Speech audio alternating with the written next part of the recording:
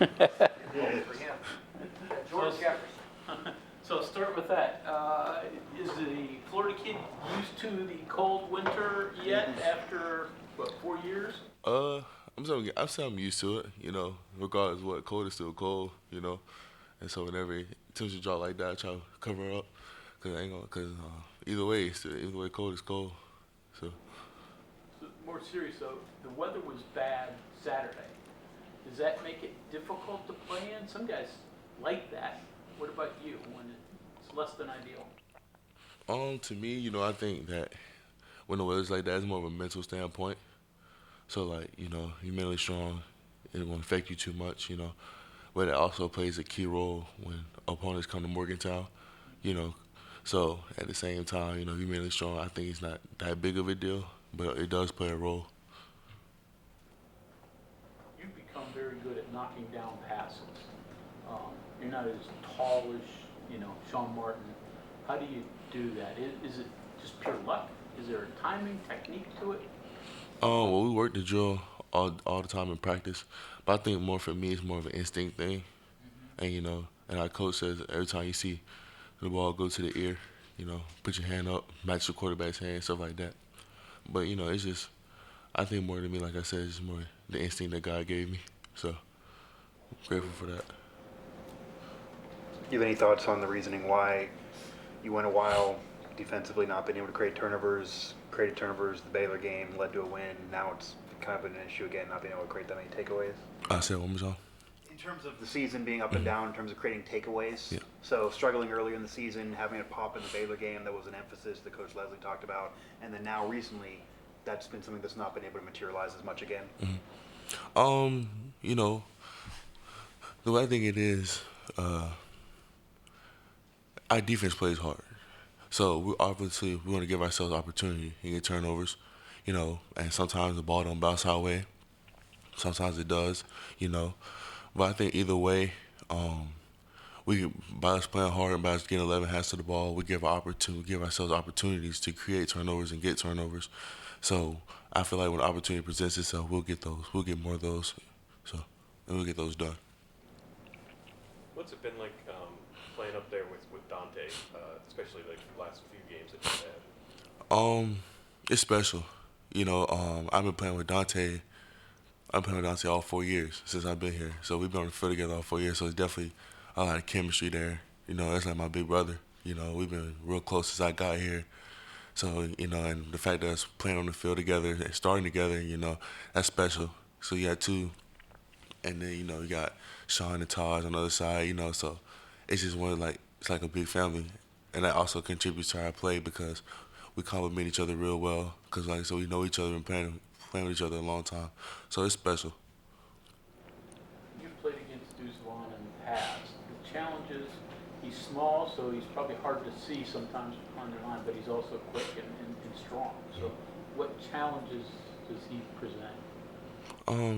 Duzlon is a very good running back. And that coach does a very good job getting him the ball. The offense is pretty unique. I think for us it's not about Kansas State. It's about us. It's about us playing the best that we could play, and doing our jobs, doing our assignments, executing our game plan. And I think we do that and play the football how we've been playing. We'll be fine.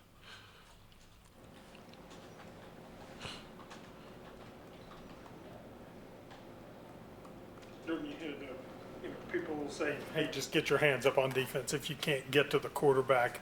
But you've got a lot going on. Like you said, you're trying to read the quarterback when he picks the ball up. You're looking at the offensive lineman. Where are his hands going? Because you're trying to break that contract. You're trying to look for space, a place where you can get to the backfield. When does all that start to come together? How long does it take to get good at all of those pieces? It takes a while.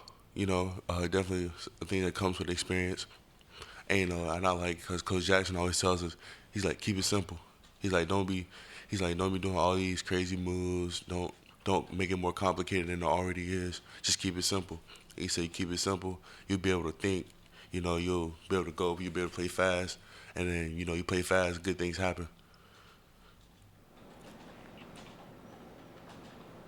What do you think? How do you think Coach Jackson has done development-wise? You know, with guys like you or Sean or you know anybody that's kind of grown into a starting role.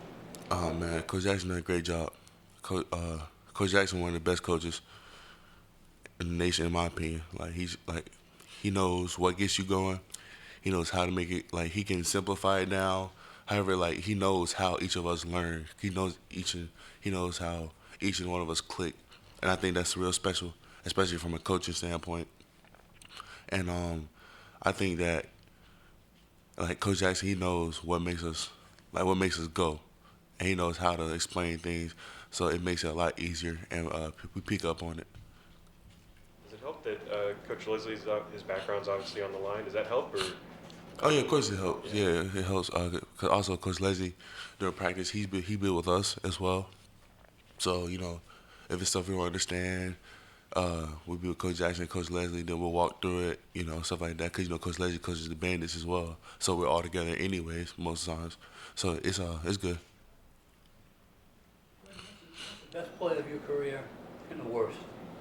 Best play of my career. That's a good question. I don't even know about the best play. I done made a few. One of them probably this past weekend, the fourth down pass breakup. I think that was pretty big. Yeah. Worst play. I probably had a few of those. Yeah, probably a few of those. I don't remember the exact one, but I know I had a few.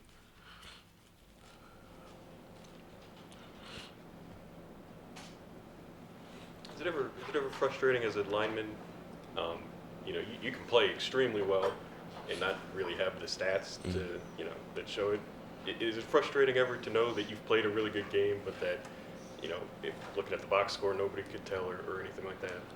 I wouldn't say it's frustrating. It's all a part of the game and also all a part of my position. So basically, just gotta look at it, take it with a grain of salt. Basically, just because like every game's not gonna be that game, but when you do have that game, you just gotta try to stack it, try to match. So it's not. It's just one of those things. Like it is, but it isn't. That makes sense.